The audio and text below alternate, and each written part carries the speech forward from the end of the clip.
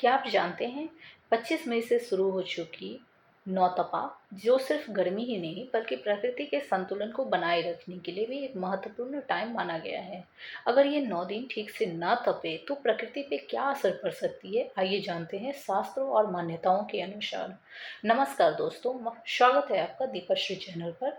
आज हम बात करेंगे नौतपा के बारे में, जो ज्येष्ठ महीने में सूर्य के रोहिणी नक्षत्र में प्रवेश करने पर शुरू होता है।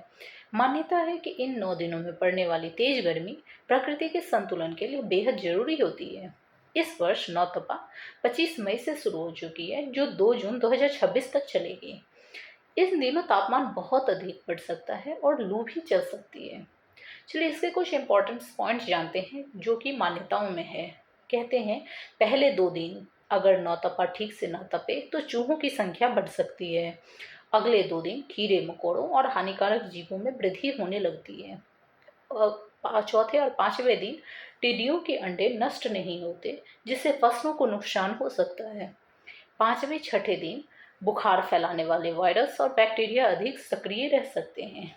छठे 7वें दिन सांप और बिच्छू जैसे जीव नियंत्रण से बाहर हो सकते हैं।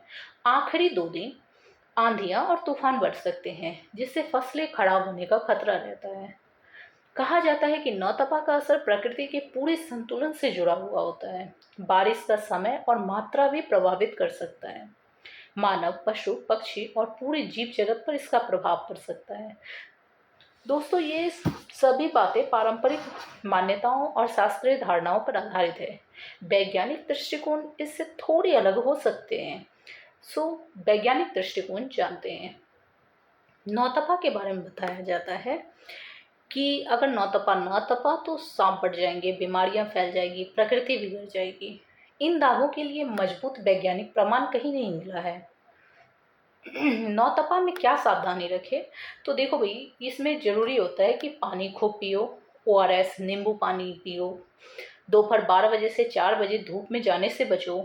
हल्की सूती कपड़े पहनो। बच्चों और बुजुर्गों का विशेष ध्यान रखो।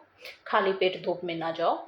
अब इसमें लू लगने का खतरा होता है। अब लू लग चुका है अगर किसी को, तो वो पता कैसे चलेगा?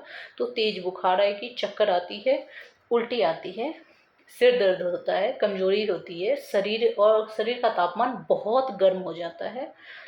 ऐसे लक्षण दिखे ना तो तुरंत डॉक्टर से संपर्क करो। भारत में सबसे ज़्यादा असर कहाँ हो रही है? तो नौतपा का प्रभाव मुख्यतः राजस्थान, मध्य प्रदेश, उत्तर प्रदेश, दिल्ली, हरियाणा और बिहार जैसे राज्यों में ज़्यादातर देखा जाता है।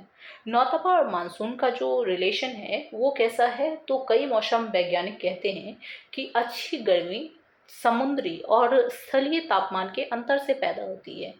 इससे मानसूनी हवाओं को मजबूती मिलती है। हालांकि मानसून केवल नौतपा पे ही निर्भर नहीं करता है। ओके ना? तो मीन्स ये जो कॉन्सेप्ट है वो नौतपा के बारे में है।